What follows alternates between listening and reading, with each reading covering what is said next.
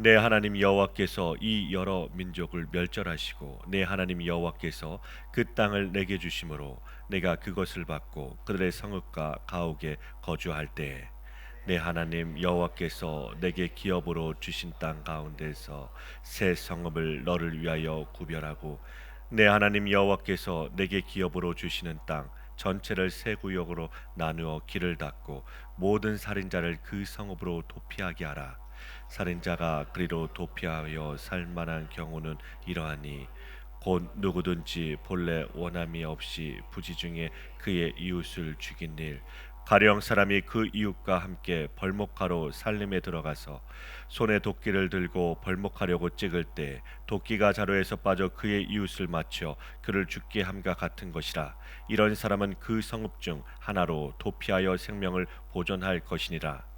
그 사람이 그에게 본래 원한이 없으니 죽이기에 합당하지 아니하나 두렵건대 그 피를 보복하는 자의 마음이 복수심에 불타서 살인자를 뒤쫓는데 그 가는 길에 멀면 그를 따라 잡아 죽일까 하노라.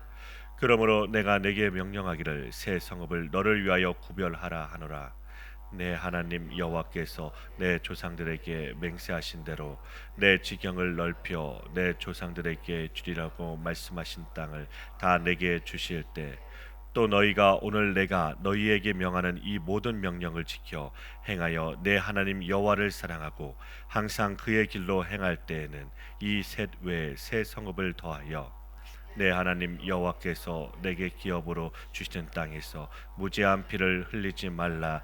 이같이 하면 그의 피가 내게로 돌아가지 아니하리라.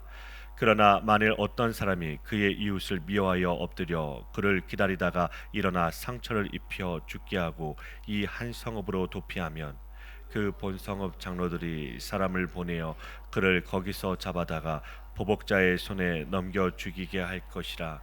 내 눈이 그를 긍휼히 여기지 말고 무지한 피를 흘린 죄를 이스라엘에서 제하라. 그리하면 내게 복이 있으리라. 내 하나님 여호와께서 내게 주어 차지하게 하시는 땅 곧 내 소유가 된 기업의 땅에서 조상이 정한 내 이웃의 경계표를 옮기지 말지니라.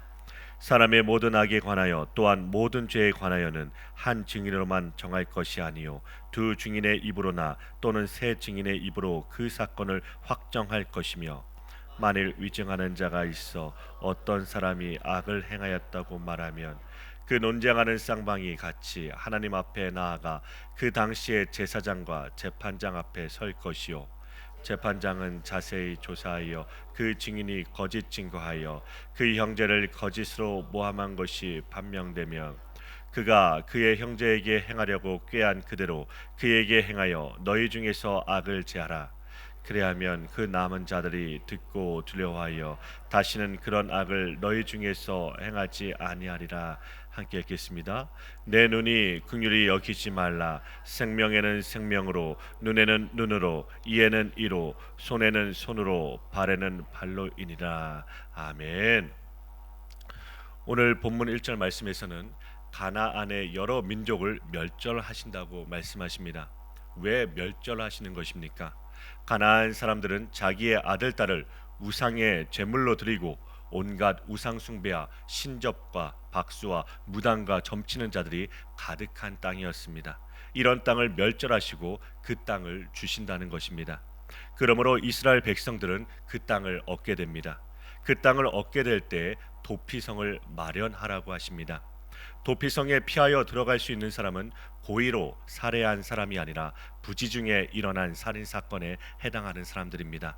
오늘 본문의 예로는 도끼로 나무를 찍다가 도끼날이 빠져서 옆에 사람이 죽게 된 경우를 말합니다. 그러나 고의로 살해한 자는 그 사람이 도피성에 들어갔을지라도 그곳에서 끌어내서 반드시 죽이게 됩니다. 물론 두 사건 다 재판을 받아야 하고 증인이 있어야 합니다. 이렇게 하는 1차적인 목적은 고의로 살해하지 않는 자의 목숨을 구하고자 하는 것입니다. 이렇게 도피성을 만든 목적은 여호와 하나님께서 주시는 땅에서 무죄한 자의 피를 흘리지 못하게 하는 것입니다. 성경에서 무죄한 자의 피를 흘린 최초의 사건이 가인과 아벨의 사건입니다. 무죄한 자의 피를 흘린 정도가 아니라 의인의 피를 흘린 사건입니다. 하나님께서 아벨의 제사는 받아주시고 가인의 제사를 받아주시지 않았을 때 가인이 아벨을 죽인 것입니다. 이 아벨의 피를 흘린 땅이 저주를 받습니다. 창세기 3장에서는 아담과 하와가 이미 범죄함으로 에덴 동산에서 쫓겨나 얼굴에 땀을 흘려야 먹고 살게 되었습니다. 그래서 땅이 가시덤불과 엉겅퀴를 내게 되었습니다. 이런 땅에 아벨의 피를 흘린 가인에게는 밭을 갈아도 땅이 더 이상 효력을 내지 않는다는 것이죠. 그래서 땅에서 피하여 유리하는 자가 될 것이라고 하셨습니다. 아담의 범죄로 얼굴에 땀을 흘려야 먹게 살게 하신 정도가 아니라 이제는 아무리 노력을 해도 의인 아벨의 피를 흘린 곳에서는 땅이 효력을 내지 않는다는 것입니다. 그러므로 하늘만이 아니라 땅도 주님의 것입니다. 땅도 주님의 것임을 알게 하시기 위하여 이스라엘로 하여금 약속의 땅에 무죄한 피를 흘리지 못하게 하시는 것입니다. 그러나 이스라엘의 역사는 어떠합니까? 무죄한 자의 피를 흘리지 못하게 율법으로 말씀하셨지만 오히려 그들은 무죄한 자의 피를 흘리는 정도가 아니라 의인의 피를 흘린 자들이었다는 것입니다. 그것도 가장 의롭다 하는 서기관과 바리새인들의 행위가 이러하였다는 것입니다. 그러므로 이스라엘이 멸망한 것은 의인의 피를 흘렸기 때문입니다. 그 모든 의인의 완성이신 예수 그리스도가 이 약속의 땅에 오셨을 때 이 의인을 증거한 선지자를 죽인 자들이 예수님을 죽였다는 것입니다. 민수기 35장 25절부터 28절을 제가 읽겠습니다. 피를 보복하는 자의 손에서 살인자를 건져내어 그가 피하였던 도피성으로 돌려보낼 것이요 그는 거룩한 기름 부음을 받은 대제사장이 죽기까지 거기 거주할 것이니라. 그러나 살인자가 어느 때든지 그 피하였던 도피성 지경 밖에 나가면 피를 보복하는 자가 도피성 지경 밖에서 그 살인자를 만나 죽일지라도 피 흘린 죄가 없나니 이는 살인자가 대제사장이 죽기까지 그 도피성에 머물러야 할 것임이라. 대제사장이 죽은 후에는 그 살인자가 자기 소유의 땅으로 돌아갈 수 있느니라. 아멘. 도피성에 피한 자가 대제사장이 죽으면 자유를 얻습니다. 대제사장의 죽음으로 그 무죄한 자의 피를 흘린 것이 대속이 되는 장치를 마련하신 것입니다. 이 도피성의 제도를 알고 있는 사람이라면 부지정의 살인사건이 일어났을 때 어느 정도로 달려가야 하는 것입니까? 마태복음 21장에서는 악한 포도원 품꾼들이 포도원의 아들을 죽여버렸을 때 주인이 이들을 진멸하려고 올 것입니다. 이 세상이 지금 이런 상황에 처하여 있다는 것입니다. 우리는 도피성으로 달려가야 될 것입니다.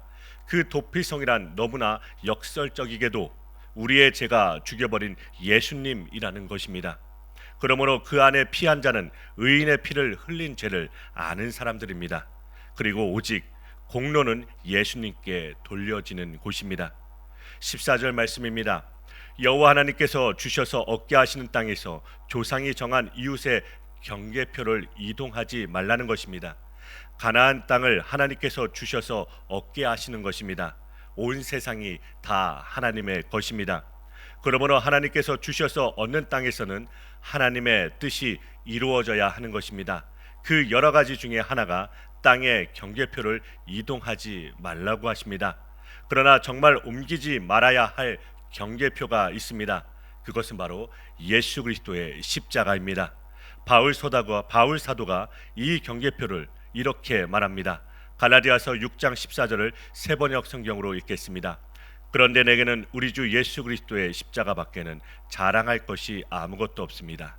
그리스도로 말미암아 내 쪽에서 보면 세상이 죽었고 세상 쪽에서 보면 내가 죽었습니다. 아멘. 바울 사도가 왜 이런 말을 하는 것입니까? 예수님의 십자가만이 구원의 능력이 되는데 다른 복음을 전하는 자들이 와서 할례를 행하라고 하는 것입니다.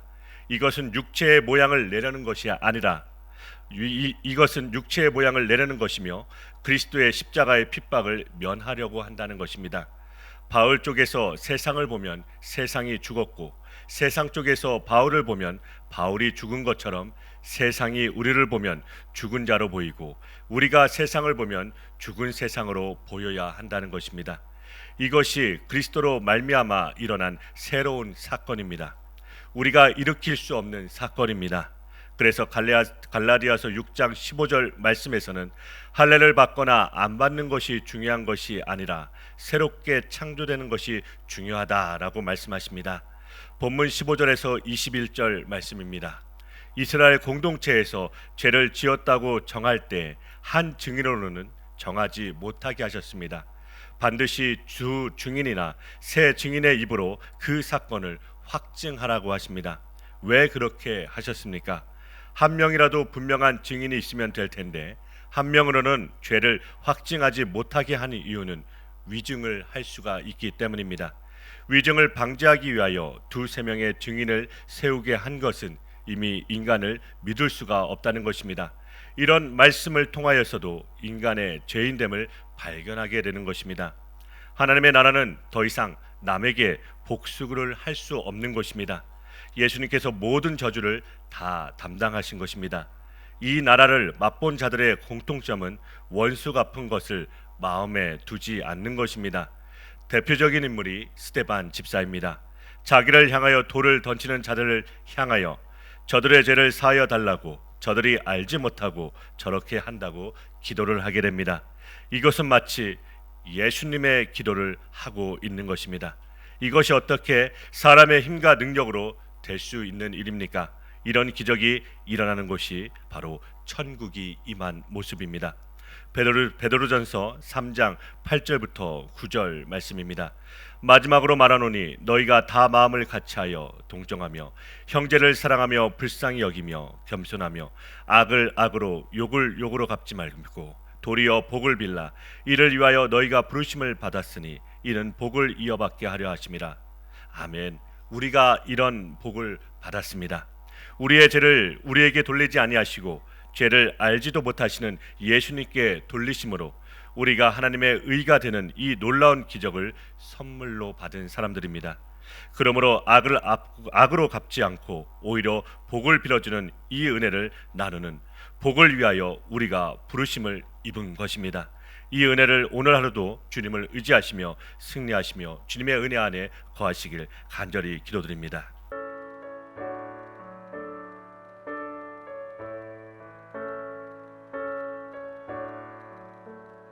내 모든 시험 무거운 짐을 주 예수 앞에 아뢰이며 근심에 쌓인 날 돌아보사 내 근심 모두 맡으시네. 내 모든 괴로움 닥치는 환란 주 예수 앞에 아뢰이며 주께서 친히 날 구해주사 넓으신 사랑 베푸시네. 무거운 짐을 나 홀로 지고 견디다 못해 쓰러질 때 불쌍히 여겨 구원해 주니 은혜의 주님 오직 예수. 내 짐이 점점 무거워질 때 주 예수 앞에 아뢰이며 주께서 친히 날 구해주사 내 대신 짐을 져주시네. 마음의 시험 무서운 죄를 주 예수 앞에 아뢰이며 예수는 나의 능력이 되사 세상을 이길 힘 주시네. 무거운 짐을 나 홀로 지고